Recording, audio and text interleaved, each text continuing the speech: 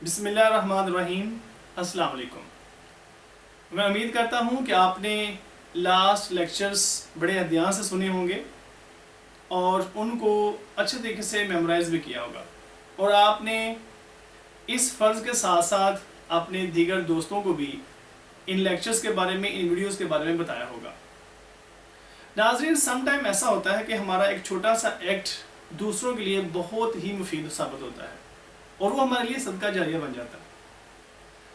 तो जो मेरे व्यूवर्स हैं, दोस्त हैं, कोलीग्स हैं जो ये वीडियो देखते हैं, उनसे गुजारिश करूँगा कि वीडियो को एक तो कंप्लीट सुने और दूसरा इन वीडियोस को बाकी लोगों तक पहुंचाएं ताकि आपकी वजह से, हमारी वजह से जिन लोगों को इस चैनल का नहीं पता, इन वीडियोस का नहीं पता, उनको पता चल सके और पॉसिबल है कि उनको इन्हीं चीज़ों का इंतज़ार हो और वो मैक्सिमम नॉलेज हासिल कर सके। तो जो लोग भी इस वीडियो को सुनते हैं, देखते हैं, उनसे ये गुजारिश की जाती है कि कम से कम आप अपने ग्रुप्स में, अपने फ्रेंड्स में ये वीडियोस लाजमी शेयर किया करें। बहुत शुक्रिया। तो नाज़रीन, आज का जो हमारा लेक्चर है वो बहुत इम्पोर्टेंट है और आप लोग ध्यान से इन बातों को सुनिएगा। ये बहुत मुफीद है, ये स्टूडेंट्स के लिए भी मुफीद है, बाकी लोगों के लिए भी है। इनकी इल्म तो सबके लिए ज़रूरी है, तो ये इल्म के लिए भी आप इसको, इल्म के रेफरेंस से भी आप इसको सुन सकते हैं, आप इसको देख सकते हैं। तो हमने कभी इस बात पे गौर किया है कि हमारे जो कैरेक्टरिस्टिक्स हैं, जेनेटिक कैरेक्टरिस्टिक्स हैं, वो किस तरह से हमारी ऑफस्प्रिंग में ट्रांसफ़र होते हैं, जो न्यू जनरेशन है उनमें किस तरह से ये ट्रांसफ़र होते हैं, किन फॉर्म में ये ट्रांसफ़र होते हैं। तो याद रखिएगा, हमारे बॉडी के अंदर दो तरह के सेल्स हैं टिपिकली, सोमैटिक सेल्स और germ line cells. Somatic cell वो हैं जो ओवरऑल हमारी बॉडी को बनाते हैं और जर्म लाइन सेल वो हैं, या जर्म सेल वो हैं जिनकी वजह से हमारे कैरेक्टरिस्टिक्स पेरेंट से न्यू ऑफस्प्रिंग में ट्रांसफ़र होते हैं। उन जर्म सेल से मियोसिस के तहत गैमेट्स बनते हैं। मेल में स्पर्म बनते हैं, फीमेल्स में एग्स बनते हैं और इनकी फर्टिलाइजेशन जब होती है तो उनसे एक नया सेल बनता है जिसको हम कहते हैं जाइगोट। और उस जाइगोट से फिर सारी की सारी आगे नई, आप कह सकते हैं कि एक जनरेशन चलती है। उस जाइगोट से एक नया जानवर बनता है और उसके अंदर जो मेल और फीमेल के क्रोमोसोम्स पाए जाते हैं जिनके अंदर हमारे कैरेक्टरिस्टिक्स पाए जाते हैं। क्रोमोसोम्स, हमारे सेल के अंदर क्रोमोसोम्स एक ऐसे धागे की तरह की साख्तें होती हैं जिनके अंदर डीएनए होता है। सेल के अंदर न्यूक्लियस पाया जाता है, उस न्यूक्लियस के अंदर क्रोमोसोम होता है और क्रोमोसोम के अंदर, एक क्रोमोसोम के अंदर एक डीएनए पाया जाता है और उस डीएनए के छोटे छोटे स्मॉल यूनिट्स होते हैं जिनको हम जीन्स का नाम देते हैं। हम उसको कहते हैं यूनिट ऑफ इनहेरिटेंस, यानी कि जो कैरेक्टरिस्टिक्स ट्रांसफर करने वाला यूनिट है उसको हम, सिंपल पार्ट को हम उसको जीन का नाम देते हैं। इसका मतलब जीन डीएनए में है और डीएनए क्रोमोसोम में है और क्रोमोसोम न्यूक्लियस के अंदर है और न्यूक्लियस हमारे सेल में है और हमारी बॉडी किससे बनी है? सेल से बनी है। तो ये बड़ी इंफॉर्मेटिव बातें हैं।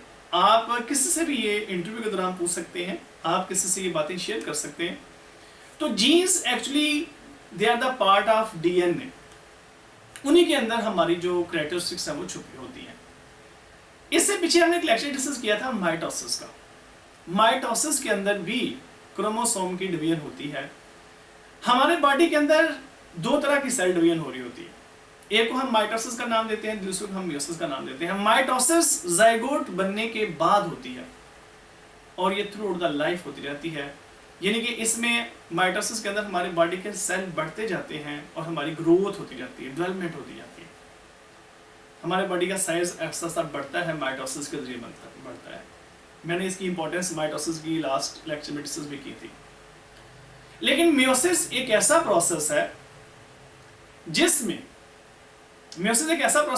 गैमेट्स बनते हैं। जर्म सेल से मियोसिस के जरिए से क्या बनते हैं? गैमेट्स बनते हैं और उन गैमेट्स के अंदर क्रोमोसोम की तादाद हाफ रह जाती है मसलन ह्यूमन की बॉडी में 46 क्रोमोसोम है। 46 क्रोमोसोम अगली जनरेशन में कैसे मेंटेन होंगे? अगर मेल का एक सेल और फीमेल का एक सेल दोनों मिले और दोनों में 46 क्रोमोसोम होते तो ये तो 92 हो जाने थे।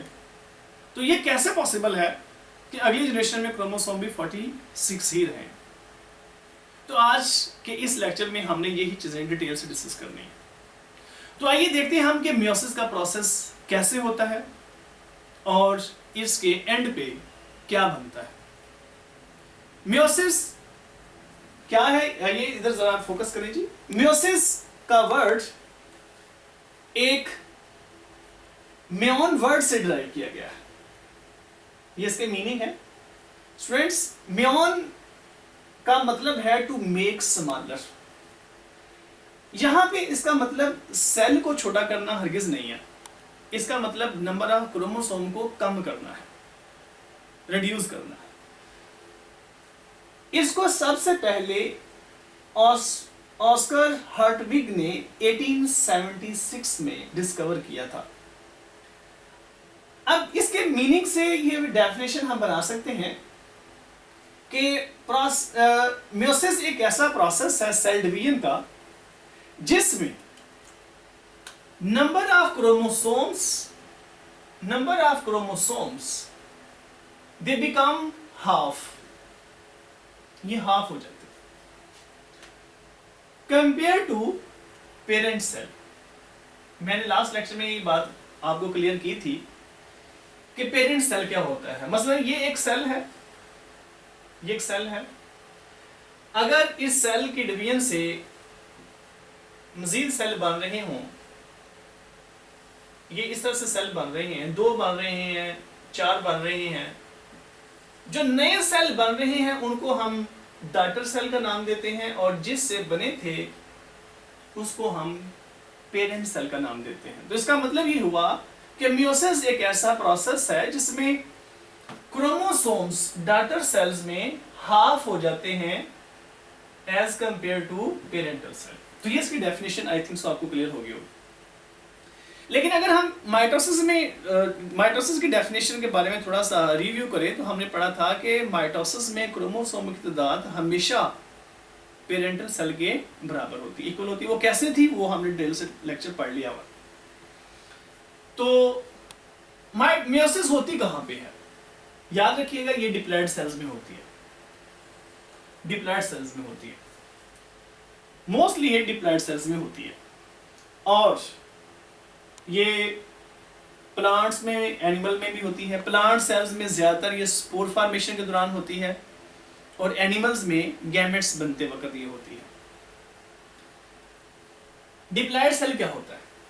बहुत इंपॉर्टेंट क्वेश्चन है। डिप्लॉयड सेल क्या होता है? डिप्लॉयड सेल वो होता है जिसके अंदर क्रोमोसोम की तादाद बिल्कुल 100% बराबर हो, यानी कि पूरी हो, यानी कि क्रोमोसोम उसमें उतने ही हों। बराबर से मतलब यहाँ मैं एक वर्ड इस्तेमाल कर रहा हूँ, बराबर से मतलब यहाँ पे पूरे हैं, पूरे मुझे वर्ड का इस्तेमाल करना चाहिए था। यानी कि एक ऐसा सेल जिसके अंदर क्रोमोसोम की तादाद बिल्कुल पूरी हो, जितनी कि किसी स्पीशीज में, किसी जानदार में पाई जाती है। मसलन हमारी बॉडी के अंदर एक सेल में 46 क्रोमोसोम पाए जाते हैं। अगर वो पूरे हैं तो उस सेल को हम डिप्लॉयड का नाम देते हैं। और अगर क्रोमोसोम की तादाद आधी रह जाए तो उसको हम कहते हैं हैप्लॉयड सेल। अगर इसके अलावा कोई क्रोमोसोम की तादाद में चेंज आती है तो वो एबनॉर्मेलिटी होगी। मसलन 46 की जगह 47 आ जाते हैं, या 46 अगर हाफ करें तो 23 बनते हैं, तो 24 आ जाएं, 27 आ जाएं, तो इस तरह से अगर आ जाएं तो वो एबनॉर्मल केस होगा, यानी कि वो कोई डिजीज होगी, कोई बीमारी हो सकती है। तो ऐसा नॉर्मल केस में नहीं होता। नॉर्मल केस में क्या होता है, या तो क्रोमोसोम 46 ही होंगे इन केस ऑफ ह्यूमन, या फिर 23 होंगे हैप्लॉयड सेल के अंदर। तो आइए देखते हैं इसको मजीद। तो मियोसिस की 2 स्टेजेस हैं। इसको 2, क्योंकि ये लॉन्ग प्रोसेस है इस वजह से इसको 2 स्टेजेस में डिवाइड कर दिया गया है। कौन कौन सी? मियोसिस 1 और मियोसिस 2। कौन कौन सी? मियोसिस 1 और मियोसिस 2। मियोसिस 1 को रिडक्शन डिवीजन भी कहते हैं। जबकि मियोसिस 2 रिजेंबल्स टू माइटोसिस। ये माइटोसिस के साथ रिजेंबल करती है, लेकिन उसके साथ 100% ये आइडेंटिकल नहीं है, मतलब उसके साथ कुछ स्टेजेस इसकी मिलती जुलती होती है। तो मियोसिस 1 को हम पहले डिटेल से डिस्कस करेंगे, फिर हम मियोसिस 2 को डिटेल से डिस्कस करेंगे। तो आइए देखते हैं कि मियोसिस 1 को रिडक्शन डिवीजन क्यों कहते हैं। Why is it called as reduction division. Reduction का मतलब होता है कम होना, कम करना, रिड्यूस है। क्योंकि मियोसिस 1 के अंदर क्रोमोसोम की तादाद हाफ होती है। असल में जो काम है मियोसिस 1 के अंदर ही हो जाता है, क्रोमोसोम के हाफ होने वाला। तो देखते हैं वो कैसे होता है। मियोसिस 1 को फर्दर 4 फेजेस में डिवाइड करते हैं।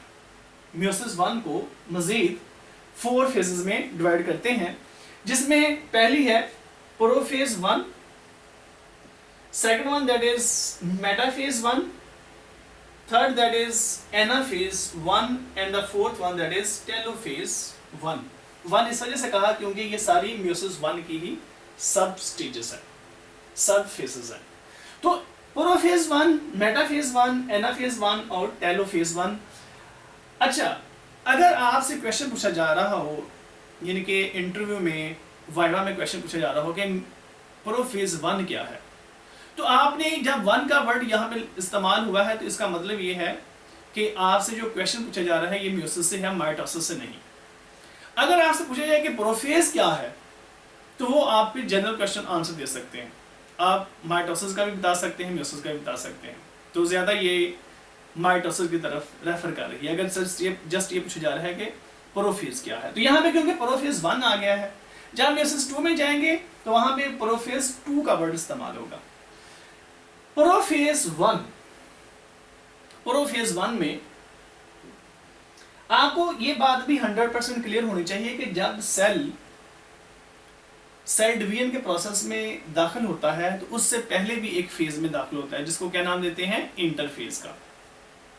और आपको पता है कि इंटरफेज में क्या कुछ होता है। इंटरफेज की 3 सब फेजेस हैं, जिसमें G1, S और G2 फेज है।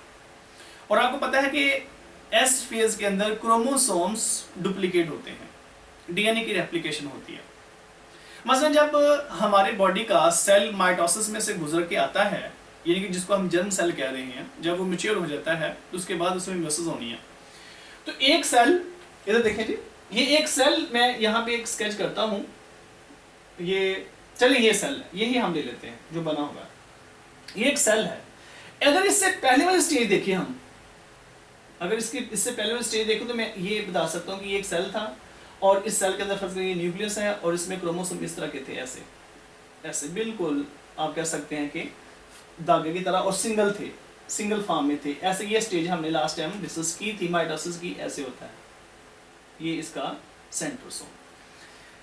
अब इसी सेल ने जब इंटरफेज की एस फेज में से गुजरना है, एस फेज में से गुजरेगा तो क्या होगा, ये आप कह सकते हैं कि इसमें इस तरह के 46 क्रोमोसोम है।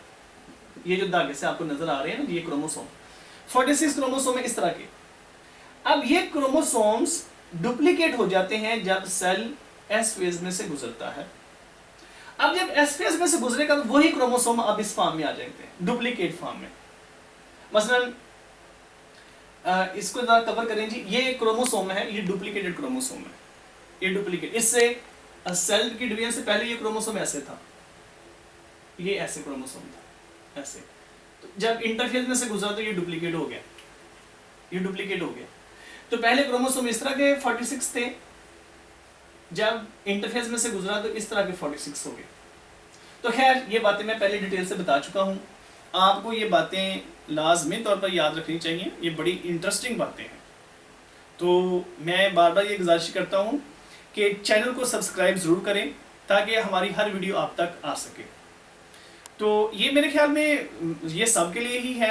अगर आप लोग चैनल को सब्सक्राइब करते हैं तो इसमें मेरे ख्याल से आप लोगों का बेनिफिट है, और अगर आप ये शेयर करते हैं वीडियो तो सबका बेनिफिट है। तो लिहाजा चैनल को ज़रूर सब्सक्राइब करें, बहुत शुक्रिया। अच्छा जी, तो ये एक क्रोमोसोम जब सेल तकसीम हो चुका था माइटोसिस तो ऐसा होता है, जब सेल इंटरफेज में से गुजरता है क्रोमोसोम इस फॉर्म में आ जाते हैं। तो ऐसे ही ये सेल मैंने बनाया है, तो ये एस फेज से पहले था, ये एस फेज के बाद, यहाँ पे क्रोमोसोम आपको डुप्लीकेटेड फॉर्म में नजर आ रहे हैं। तो प्रोफेज 1 की फर्दर 5 फेजेस हैं, यानी कि आप उसको सब फेजेस कह सकते हैं या सब फेजेस कह सकते हैं। प्रोफेज 1 की मजीद 5 स्टेजेस हैं, जिसमें सबसे पहली स्टेज है लेप्टोटीन। लेप्टोटीन में प्रोफेज, याद रखिएगा एक और यहाँ पे एमसीक्यूज है कि सबसे लेंथी जो फेज होती है वो प्रोफेज 1 होती है। मियोसिस की सबसे जो लेंथी फेज है वो प्रोफेज 1 है। तो इसके साथ फेज पहली कौन सी थी? लेप्टोटीन। लेप्टोटीन ऐसी फेज है जिसमें क्रोमोसोम थिक होना शुरू हो जाते हैं, यानी कि कंडेंस होना शुरू हो जाते हैं, दे बिकम विजिबल। आप इसको अगर माइक्रोस्कोप से देखना शुरू करें तो जब सेल डिवाइड हुआ था तो क्रोमोसोम वाज़ेह नहीं थे, लेकिन जैसे ही सेल म्यूसिस की प्रोफेज 1 की लेप्टोटीन फेज में आता है तो क्रोमोसोम पहले से क्लियर होने लग जाते हैं, यानी कि नुमाया होने लग जाते हैं। तो क्रोमोसोम यहाँ पे अपीयर होने लग जाते हैं और they become visible also and come close to each other, एक दूसरे के पास भी आना शुरू हो जाते हैं। अच्छा, इसके बाद स्टेज है जी ज़ाइगोटीन। ज़ाइगोटीन में क्रोमोसोम आपको क्लियर, मतलब ज्यादा थिक, मोटे नजर आने लग जाते हैं। उससे अगली जो स्टेज होगी, मतलब लेप्टोटीन के बाद ज़ाइगोटीन है। ज़ाइगोटीन में क्रोमोसोम ज्यादा थिक, यानी कि मोटे नजर आने लग जाते हैं। और इसमें एक अहम बात, क्रोमोसोम्स, ये मसलन ये दो आपके सामने ये क्रोमोसोम है, ये क्रोमोसोम बिल्कुल जब एक दूसरे के साथ इस तरह से एक दूसरे के पास आ जाते हैं तो ये एक दूसरे के साथ जुड़ जाते हैं। इनको जोड़ने वाली प्रोटीन होती है, ठीक है जी, उसको कहते हैं सिनेप्टिक। इस तरह से सिनेप्टिक प्रोटीन कॉम्प्लेक्स होता है, वो इसको इस तरह से आपस में जोड़ देता है। अच्छा, तो ये प्रोटीन के जरिए से आपस में जुड़ जाते हैं। जब क्रोमोसोम आपस में जुड़ते हैं, इसको जरा हाईलाइट, इसको कवर करेंगे। ये आपके सामने लेप्टोटीन स्टेज थी जिसमें क्रोमोसोम थिक हो रहे थे। ये क्रोमोसोम, ये यहाँ पे देखिए क्रोमोसोम थिक हुए हैं, यहाँ पे एक दूसरे के ये क्लोज हो गए। फिर ज़ाइगोटीन में क्या हुआ, वो एक दूसरे से जुड़ गए हैं। जहां से ये आपको एक ये नजर आ रहा है, डार्क सा एरिया नजर आ रहा है, ये यहाँ से क्रोमोसोम आपस में जुड़ गए हैं। अब यहाँ पे दो क्रोमोसोम आपस में जुड़ गए हैं, लिहाजा इस स्टेज को आप कह सकते हैं बाइवेलेंट। इसको आप क्रोमोसोम को क्या कह सकते हैं? बाइवेलेंट कह सकते हैं। या इसके लिए आप एक और नाम इस्तेमाल कर सकते हैं, टेट्राड या टेट्राड, क्योंकि इसमें 4 क्रोमेटिड्स हैं। कितने क्रोमेटिड्स हैं? 4। और क्रोमोसोम इसमें कितने? 2, इस वजह से इसका नाम बाइवेलेंट भी है और इसका नाम टेट्राड भी है। तो ये 2 क्रोमोसोम आपस में जुड़ गए। इसके बाद में स्टेज है पैकिटीन। अब पैकिटीन में क्या होता है? ये पैकिटीन सेल की ये स्टेज है पैकिटीन। पैकिटीन के अंदर क्रोमोसोम मुकम्मल तौर पर एक दूसरे से फ्यूज हो जाते हैं, ऐसे बिल्कुल इस तरह से एक दूसरे से जुड़ जाते हैं, फ्यूज हो जाते हैं। जब क्रोमोसोम आपस में फ्यूज हो जाते हैं तो इस स्टेज को हम नाम देते हैं क्या? पैकिटीन का। यहाँ पे लाए जी जरा, ये देखें, क्रोमोसोम बिल्कुल आपस में एक दूसरे के साथ फ्यूज हो गए। इसको क्या नाम देंगे हम? पैकिटीन का। तो पैकिटीन के अंदर ही एक बहुत इंपॉर्टेंट क्रोमोसोम के दरमियान में चेंज आती है। उस चेंज को कहते हैं हम क्रॉसिंग ओवर। क्रोमोसोम्स के क्रोमेटिड्स, जिसको हम कहते हैं नॉन सिस्टर क्रोमेटिड्स, इसकी डिटेल में, जिसकी क्रोमेटिड्स की डिटेल में पहले लेक्चर में बता चुका हूं। तो क्रोमेटिड्स, 2 क्रोमोसोम के क्रोमेटिड, इनके आर्म्स जो हैं, ये बिल्कुल इस क्रोमोसोम के आर्म, इसके आर्म तो खैर जो क्रोमेटिड्स हैं उससे थोड़ा डिफरेंट होते हैं। तो एक क्रोमोसोम, ये आपके सामने फर्ज करें एक क्रोमोसोम है, ये सारा का सारा, इसमें 4 आर्म है लेकिन 2 क्रोमेटिड्स हैं, जिसको हम कहते हैं सिस्टर क्रोमेटिड्स। एक क्रोमोसोम के सिस्टर क्रोमेटिड्स दूसरे क्रोमोसोम के सिस्टर क्रोमेटिड के साथ क्या कर लेते हैं? ओवरलैपिंग। उनके सेगमेंट्स आपस में एक्सचेंज होते हैं। इन सेगमेंट एक्सचेंज करने के प्रोसेस को हम क्या नाम देते हैं? क्रॉसिंग ओवर का। और जिस पॉइंट से ये जुड़े हुए, मतलब ये पॉइंट है, यहां से जुड़े हुए हैं, इस पॉइंट को हम एक नाम देते हैं क्याज्मा। क्याज्मा। और अगर इस तरह के ज्यादा पॉइंट है तो उसका नाम देंगे हम क्याज्मेटा। क्या नाम देते हैं जी? क्याज्मेटा।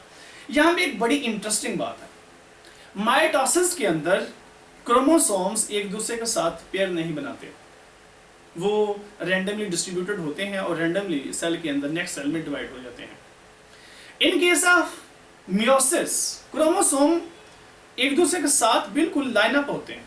ऐसे क्रोमोसोम्स जो बिल्कुल साइज में, शेप में एक जैसे हों उनको हम नाम देते हैं होमोलोगस क्रोमोसोम्स। होमोलोगस वो होते हैं जो स्ट्रक्चर में सिमिलर हों, लेकिन ये जरूरी नहीं है कि उनके फंक्शन भी एक जैसे हों। तो ये गौर करें, ये क्रोमोसोम आपके सामने एक पेयर है क्रोमोसोम का।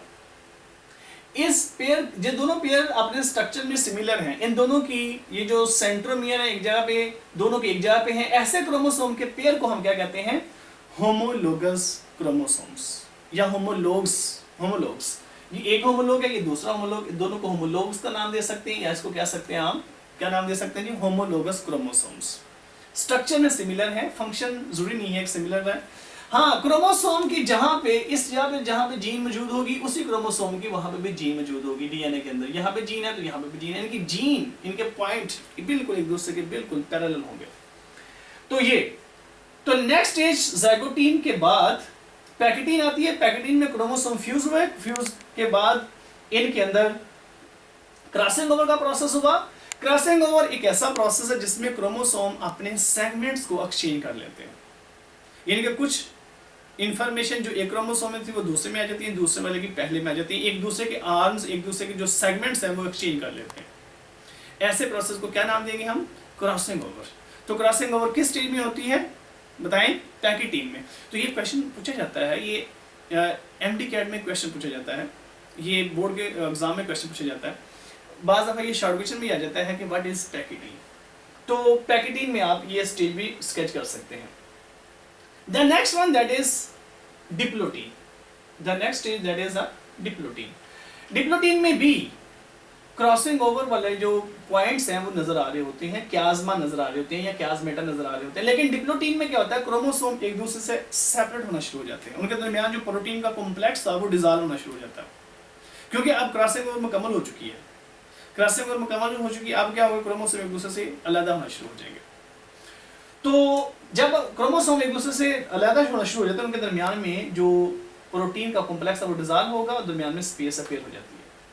तो ये स्टेज है जी किसकी? डिप्लोटीन की। यहाँ पे गौर करें जरा, क्रोमोसोम के दरमियान में आपको यहाँ पे ये स्पेस नजर आ रही है, क्योंकि क्रोमोसोम एक दूसरे से अलग हो रहे हैं। तो स्टूडेंट्स, नेक्स्ट स्टेज है diakinesis. Diakinesis is the last stage of prophase 1। इसमें क्या होता है? क्रोमोसोम मैक्सिमम एक दूसरे से दूर चले जाते हैं, यानी कि क्रोमोसोम एक दूसरे से अलग हो गए।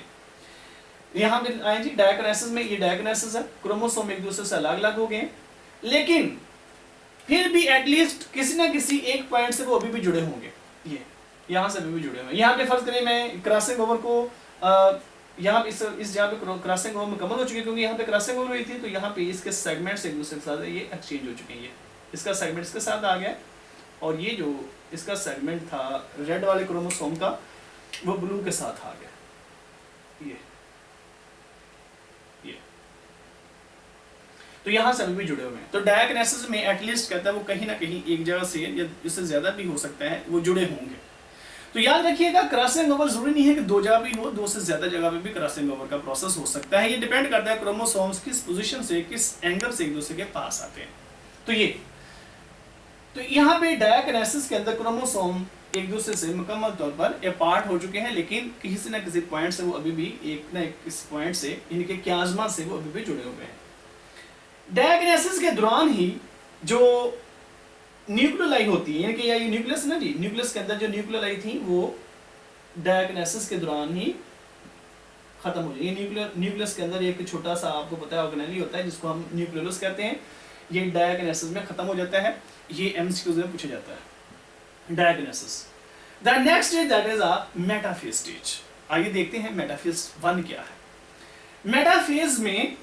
मेटाफेज के शुरू में ही, बिगिनिंग में जो न्यूक्लियर इन्वेलप है वो खत्म होता है। यानी कि आपने जब माइटोसिस पढ़ी थी तो उसमें क्या पढ़ा था जी कि प्रोफेज में ही न्यूक्लियर इन्वेलप खत्म हो जाता है, लेकिन यहाँ पे मेटाफेज 1 में के बिगिनिंग में इसका न्यूक्लियर इन्वेलप जो टूट रहा था यहाँ पे डिसअपीयर हो जाता है। फिर इसका जो साइटोप्लाज्म है वो विस्कस होगा, क्योंकि यहाँ पे न्यूक्लियर मटेरियल साइटोप्लाज्म में आ चुका है और इसी फेज के दौरान स्पिंडल फाइबर्स बनते हैं। जब स्पिंडल फाइबर बनेंगे तो वो क्रोमोसोम के सेंट्रोमियर के साथ जाके जुड़ेंगे। जो स्पिंडल फाइबर सेंट्रोमियर के साथ जाके जुड़ते हैं, काइनेटोकोर के साथ जुड़ते हैं, उनको हम नाम देते हैं काइनेटोकोर, काइनेटोकोर स्पिंडल फाइबर्स। और कुछ ऐसे भी हैं जो क्रोमोसोम के साथ अटैच नहीं होते, जिनको हम पोलर स्पिंडल्स का नाम या माइक्रोट्यूब्यूल्स का नाम देते हैं, या नॉन काइनेटोकोर स्पिंडल्स का नाम देते हैं, और इनको हम क्या नाम देते हैं जी, एस्टर्स। ये यहां पे एक बड़ी अहम बात गौर करने वाली है कि यहां पे एक क्रोमोसोम के पास सिर्फ एक काइनेटोकोर स्पिंडल फाइबर आ रहा है। जब माइटोसिस में पढ़ा था तो उसमें एक क्रोमोसोम के पास दो आ रहे थे, एक तरफ से दूसरा दूसरी तरफ से, लेकिन यहाँ पे ऐसा नहीं हो रहा। यहाँ पे एक क्रोमोसोम सिर्फ एक ही काइनेटोकोर स्पिंडल फाइबर को रिसीव कर रहा है अपने रिस्पेक्टिव पोल की तरफ से। और आपको ये भी पता होना चाहिए कि यहाँ पे काइनेटोकोर स्पिंडल फाइबर्स जब क्रोमोसोम के साथ जुड़ते हैं तो क्रोमोसोम को सेंटर में अरेंज करते हैं। और आपको पता है वो जो सेंटर में अरेंज करने की पोजीशन है उसको क्या नाम देते हैं हम, मेटाफेज प्लेट। क्या नाम देते हैं ये, मेटाफेज प्लेट का नाम देते हैं। तो आप इस तरह से ये स्टेज को आइडेंटिफाई भी कर सकते हैं कि ये मेटाफेज स्टेज है। मेटाफेज स्टेज के अंदर ये क्रोमोसोम सेंटर में अरेंज होंगे, चाहे वो मियोसिस की मेटाफेज है चाहे वो माइटोसिस की मेटाफेज है। फर्क ये होगा कि अगर मियोसिस 1 की है मेटाफेज है तो क्रोमोसोम पेयर की फॉर्म में होमोलोगस पेयर आपस में एक दूसरे से जुड़े होंगे। अच्छा, तो ये जो सेंट्रोसोम्स हैं, आपको पता है कि सेंट्रोसोम भी इंटरफेज के दौरान ही डुप्लीकेट हुए होते हैं और ये भी माइग्रेट करके दो पोल बना रहे हैं। The next one that is anaphase stage, anaphase 1। Anaphase यहाँ पे आपको पता है ये बहुत क्रिटिकल फेज है, इसमें क्रोमोसोम की तकसीम होनी है। यहाँ पे जो काइनेटोकोर स्पिंडल्स हैं वो कॉन्ट्रैक्ट करते हैं, क्रोमोसोम को अपने रिस्पेक्टिव पोल की तरफ लेके आते हैं, जबकि नॉन काइनेटोकोर स्पिंडल्स इलॉन्गेट होते हैं जिससे इनको अलग होने में फोर्स भी मिलती है और सेल की शेप भी चेंज हो जाती है। क्रोमोसोम अपने अपने रिस्पेक्टिव पोल की तरफ मूव कर रहे हैं ये इस तरह से, और ये एक दूसरे से अलग अलग हो गए हैं। यहाँ पे आपको वाज़ेह तौर पर ये नजर आ रहा है कि ये क्रॉसिंग ओवर हुई है और इनके सेगमेंट अलग अलग हुए हैं। यहाँ पे एक और एमसीक्यूज आपसे मैं डिस्कस करता चला जाऊं। मेटाफेज के अंदर क्रोमोसोम जो सेंटर में अरेंज हुए हैं वो बाइवेलेंट की फॉर्म में ही हैं, इनके टेट्राड फॉर्म में हैं। यहाँ पे क्रोमोसोम एक दूसरे के साथ जुड़े हुए नजर आ रहे हैं, ये बात बड़ी अहम थी। अब यहाँ पे जैसे हम एनाफेज में आते हैं तो क्रोमोसोम को जब फोर्स मिलती है तो एक दूसरे से अलग हो जाती है, इनके सेगमेंट भी एक दूसरे से अलग अलग हो गए। क्रॉसिंग ओवर जो हुई थी वो अब अलग अलग हो चुके हैं, क्रोमोसोम अपने अपने रिस्पेक्टिव पोल में जा रहे हैं। यहाँ पे पूरा का पूरा क्रोमोसोम मूव कर रहा है, क्रोमोसोम सेंटर से डिवाइड नहीं हुआ। The next one that is telophase. Telophase के बारे में भी आपने पहले डिस्कस किया है। टेलोफेज ऐसे स्टेज है जिसमें दोबारा से क्रोमोसोम डीकंडेंस फॉर्म में आ जाते हैं, और ये डीकंडेंस फॉर्म में आ रहे हैं, इनकी नेक्स्ट स्टेज में आस्ते आस्ते जैसे सेल डिवाइड होगा उधर से डीकंडेंस फॉर्म में चले जाएंगे और दोबारा से न्यूक्लियस भी बन रहा है। आपको एक बात और क्लियर करता चला जाऊं, ये भी बात पहले डिस्कस हुई है कि एनाफेज में सेल के सेंटर में एक कंट्रैक्टाइल रिंग बनना शुरू होता है जो कि एस्टर्स बनवाते हैं। ये एनाफेज में बनना शुरू होता है और ये अपीयर सही हो जाता है कहाँ पे, टेलोफेज में। ये कंट्रैक्टाइल रिंग क्या करता है, सेल को सेंटर से पिंच करता है और ये एक आपको पता है कि ये क्लीवेज फरो बन जाती है, यानी कि सेल की डिवीजन की एक फरो सी बनी हुई है, अंदर की तरफ इन्वेजिनेशन बनी है। तो ये जो रिंग है ये सेल को दो हिस्सों में डिवाइड कर देता है। तो यहाँ पे इसी फेज के दौरान जो स्पिंडल फाइबर्स थे, काइनेटोकोर स्पिंडल फाइबर्स, जो नॉन काइनेटोकोर स्पिंडल फाइबर्स हैं वो भी डीजेनरेट हो जाते हैं और न्यूक्लियस दोबारा से बनना शुरू हो जाता है। फाइनली क्या होता है कि एक सेल से दो सेल बन जाते हैं, ये दो सेल बन गए ये, और इनमें इनके जो सेंट्रोसोम है वो भी डिवाइड हो चुके हैं और न्यूक्लियस दोबारा से बन चुका है। क्योंकि मैंने यहाँ से ही म्यूसिस 2 को शुरू करना है, इस वजह से मैंने इन क्रोमोसोम को थोड़ा सा वाज़ेह रहने दिया है। आप इनको दोबारा से क्रोमेटिन मटेरियल में भी तकसीम कर सकते थे, कन्वर्ट कर सकते थे, फिर आगे से स्टेज को शो कर सकते थे। अब ये जो दो सेल बन चुके हैं, अब इसने जब म्यूसिस 2 में जाना है तो दोबारा सेल ने इंटरफेज में से गुजरना है। इंटरफेज तो साथ साथ चलेंगे ना जी, नेक्स्ट भी इंटरफेज में से गुजरेगा।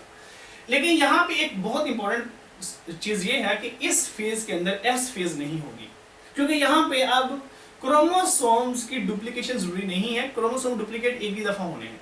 मियोसिस में इसके दो बड़े स्टेजेस हैं, मियोसिस 1 मियोसिस 2, लेकिन क्रोमोसोम की डुप्लीकेशन सिर्फ और सिर्फ मियोसिस 1 के पहले होगी, मियोसिस 2 से पहले नहीं होगी। तो लिहाजा यहाँ पे डीएनए या क्रोमोसोम की डुप्लीकेशन नहीं होगी।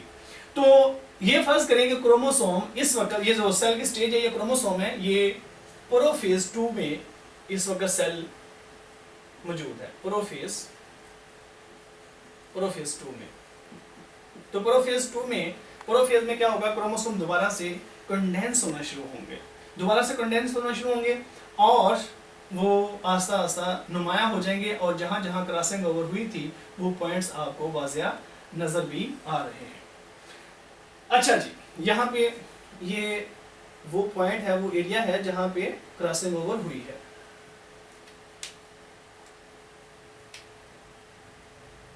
इस तरह से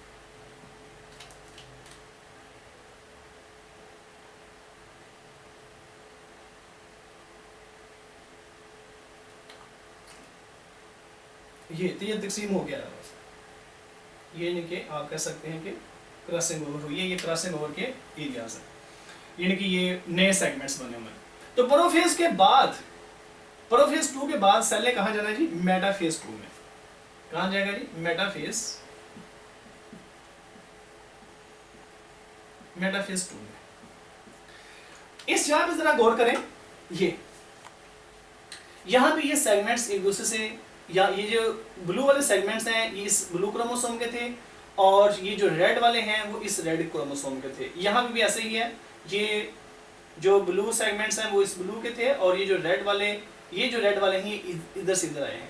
ये सेल मैंने ये बना दिया है, ये सेल मैंने ये बना दिया है।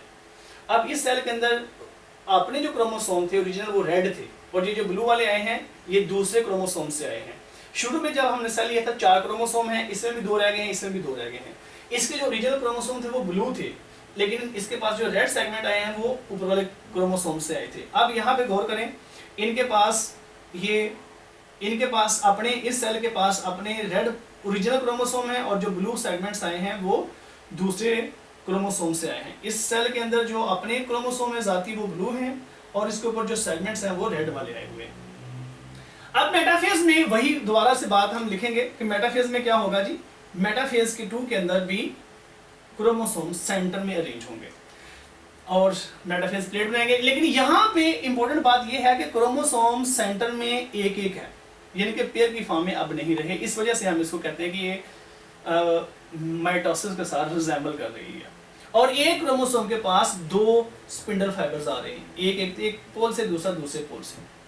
यहाँ पे क्या था, उधर एक, यहाँ पे आप गौर करें जरा, इधर आए जी, यहाँ पे मेटाफेज 1 में देखें एक क्रोमोसोम के पास सिर्फ और सिर्फ एक स्पिंडल फाइबर आ रहा है, जबकि यहाँ पे आए जी वापस, तो यहाँ पे गौर करेंगे तो आपको एक क्रोमोसोम के पास 2 स्पिंडल फाइबर नजर आ रहे हैं, सेंटर में वो रेंज हुए हैं, और इसको हम क्या कहेंगे, मेटाफेज प्लेट बनी है, ये मेटाफेज स्टेज है। इसके बाद वाला स्टेज क्या है जी, एनाफेज है। एनाफेज को मैंने इधर बना दिया, ये एनाफेज स्टेज है, ये क्योंकि दोनों सेल एक जैसे हैं, दोनों सेल में एक जैसा प्रोसेस होगा, इस वजह से मैंने इन दोनों को यहाँ पे दोनों एक ही स्टेज में दोनों को मतलब रिप्रेजेंट किया हुआ। तो क्रोमोसोम्स जब ये non kinetic spindle fibre elongate होंगे तो सेल की शेप चेंज होगी और क्रोमोसोम को अलग होने में फोर्स भी मिलेगी। दूसरा, जो किनेटिक स्पिंडल फाइबर हैं जब वो कॉन्ट्रैक्ट होंगे, ठीक है जी, जब वो कॉन्ट्रैक्ट होंगे क्रोमोसोम सेंटर से डिवाइड हो जाएंगे। अब यहाँ पे क्रोमोसोम सेंटर से डिवाइड होगा, क्रोमोसोम ये जो इस तरह का क्रोमोसोम था ऐसे, ये भी एक क्रोमोसोम था, जब ये डिवाइड हो जाएंगे तो ये भी एक क्रोमोसोम है, ये भी एक है, और ये दूसरा क्रोमोसोम है, यानी कि एक से अब 2 बन जाएंगे। तो यहाँ पे इस स्टेज के अंदर जब यहाँ पे स्टेज है तो यहाँ पे 23 क्रोमोसोम इसमें थे, यहाँ भी 23 थे, यानी कि आधे आधे हो गए थे। अब उसमें फिर से -2 हो रही है। अब क्या होगा कि यहाँ पे भी क्रोमोसोम अब दरमियान से तकसीम हो रहे हैं, तो एक सेल से दोबारा से 2 सेल बनेंगे, क्रोमोसोम अपने अपने रिस्पेक्टिव पोल की तरफ मूव कर रहे हैं। तो यहाँ पे ये सेंटर में कॉन्ट्रैक्टाइल रिंग भी बन गया। फाइनली सेल दोबारा से एंटर हो जाता है जी टेलोफेज में। तो टेलोफेज में क्या होगा, जो इनके स्पिंडल फाइबर वो डिजेनरेट होंगे, न्यूक्लियस दोबारा से बनना शुरू होगा। अब क्रोमोसोम देखें, ये सिंगल फॉर्म में आ चुके हैं, लेकिन याद रखिएगा क्रोमोसोम की तादाद इसमें उतनी ही होगी जितनी इस सेल में थी, यानी कि इसमें भी 23 ही होंगे। फाइनली साइटोकाइनेसिस के जरिए से ये एक सेल से मजीद 2 सेल बनेंगे, इस सेल से भी 2 सेल बने ये, और इस सेल से भी 2 सेल बने, तो एक सेल से टोटल 4 सेल बन रहे हैं। मियोसिस के अंदर एक सेल से कितने 4 सेल बनते हैं, और हर सेल के अंदर क्रोमोसोम की तादाद हाफ है। यहाँ पे 23 थे तो यहाँ भी 23 ही होंगे, यहाँ इसके अंदर भी 23 होंगे, इसके अंदर भी 23, यानी कि इसके अंदर भी 23, यानी कि सारों के अंदर 23 क्रोमोसोम ही होंगे। इन सब को ऐड कर दें तो ये तो 92 बन जाते हैं, लेकिन 92 नहीं, लेकिन एक्चुअली ये हुआ है कि पहले क्रोमोसोम इस फॉर्म में थे, अब क्रोमोसोम इस फॉर्म में आ चुके हैं।